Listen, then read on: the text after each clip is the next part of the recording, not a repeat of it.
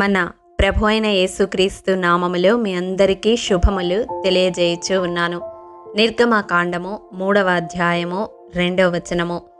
అతడు చూచినప్పుడు అగ్ని వలన ఆ పొద మండుచుండెను, కానీ పొద కాలిపోలేదు.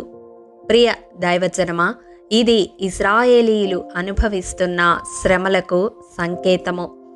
ఆ పొద ఇశ్రాయేలీయులకు లేదా సంఘమునకు లేదా రక్షించబడిన నీకు నాకు సాదృశ్యముగా ఉన్నది. ఆ హోరేబు పర్వతం మీద ఎంతో విలువైన, ఎంతో ఎత్తైన వృక్ష సంపద ఉన్నప్పటికీ దేవుడు ఒక చిన్న పొదను ఎన్నుకున్నాడు. అవును, ఏ శరీరియు దేవుని ఎదుట అతిశయింపకుండునట్లు జ్ఞానులను సిగ్గుపరచుటకు లోకములో నుండి వెర్రివారిని దేవుడు ఏర్పరచుకొని ఉన్నాడని కొరింథీయులకు రాసిన మొదటి పత్రిక 1వ అధ్యాయము 27వ వచనములో మనము చూస్తాము. ఇశ్రాయేలీయులు కూడా ఎన్నిక లేని వారే, లెక్కకు విస్తార జనమని దేవుడు వారిని ఏర్పరచుకొనలేదు.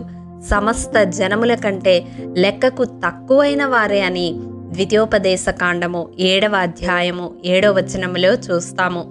ప్రియ దైవజనమా, నీవు నేను ఎన్నిక లేని వారము అయినప్పటికీ దేవుడు మనలను ఏర్పరచుకున్నాడు, మనలో నివసించడానికి ఇష్టపడుతూ ఉన్నాడు. ఆ పొద అగ్ని వలన మండుచున్నప్పటికీ దానిలో దేవుడు ఉన్నాడు గనుక అది కాలిపోలేదు. ఇశ్రాయేలీయులు కూడా ఎంతగా శ్రమలు ఎదుర్కొనుచున్నను, ఫరో వారిని నాశనము చేయాలని ఎంత ప్రయత్నించినను వారు నశించిపోలేదు, వారు అణచివేయబడలేదు. చూడండి, నిర్గమకాండం 1వ అధ్యాయం 12వ వచనం ప్రకారం ఐగుప్తీయులు వారిని శ్రమ పెట్టిన కొలది వారు విస్తరించి ప్రబలిరి అని వ్రాయబడి ఉంటుంది. ఎందుకనగా శ్రమలో దేవుడు వారికి తోడై వారితో కూడా ఉన్నాడు. ఆదిమ కాలములో సంఘము శ్రమలు ఎదుర్కొన్నప్పుడు కూడా విస్తరించింది, కానీ క్షీణించలేదు. నేటి కాలంలో కూడా సంఘము శ్రమలు ఎదుర్కొంటూ ఉంది, కానీ అణచివేయబడదు, క్షీణించదు.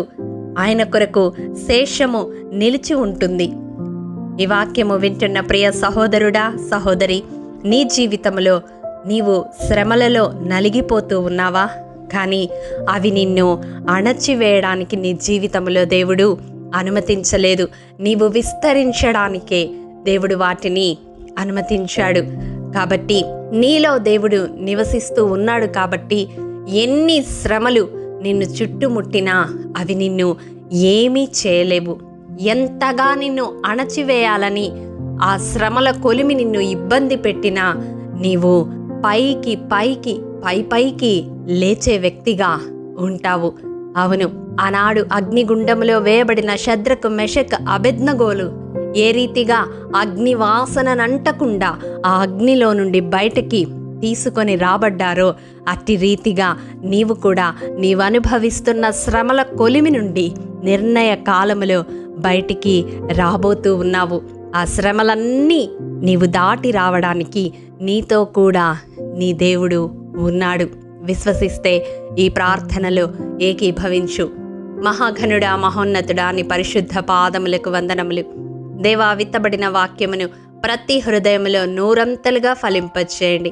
ఎవరైతే శ్రమలు అనుభవిస్తూ కృంగిపోతూ ఉన్నారో అట్టి ప్రతి వారిని ఈ వాక్యము సంధించి వారి హృదయాలు తెప్పరిల్లు లాగున మీ కృపను అనుగ్రహించండి.